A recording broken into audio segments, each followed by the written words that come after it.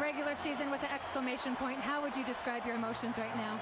Well, I'm just so proud of my players and my coaches and the way they've been able to, to win all your games, the way we've had to fight, against USC on the road, Oklahoma on the road, a great Stanford team. It's just great players, great coaches, and just a lot of resolve. Coach, with so much to lose, how did you get your team to play like there was nothing to lose?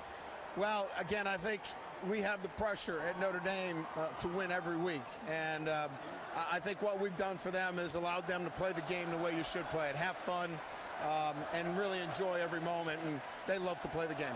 And you finished this season and this drive with your defense impressing like it has all season. How critical was that goal line stand with 2 minutes left? Well, it's what we are. I mean, that's who we are. I mean, Manti comes up huge on the goal line and with an interception, and we hold him to 3 down there, and it's been our defense all year. Our offense was able to manage enough points, to get a great win and go undefeated in college football is a hard thing to do.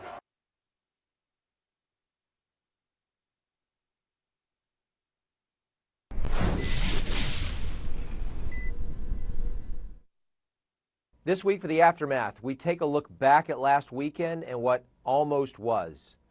A lot of people probably weren't thinking about it as they're watching Notre Dame and USC play, and judging by the rating, there were a lot of people watching Notre Dame and USC play, not only because they had an interest in those two teams, but also the Florida fans, the Oregon fans, hoping for a Notre Dame loss to maybe get them into the national championship game.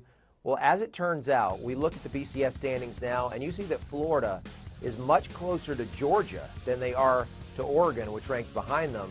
And what that tells me, it's pretty clear that if Notre Dame had lost that game on Saturday night, we would have had for the second year in a row an all-SEC national championship game with the Gators taking on whoever wins this week between Alabama and Georgia. So all of you out there who don't like the SEC, who could not have stomached another opportunity for the SEC to add to its national championship streak without having to face anyone from the outside, thank Notre Dame. And I know a lot of you don't like Notre Dame either, but thank them just as much, because Notre Dame winning that game is responsible for at least the SEC having to beat someone else to extend this national championship streak to 7. Now, whether they'll be able to do that on the field is an entirely different story.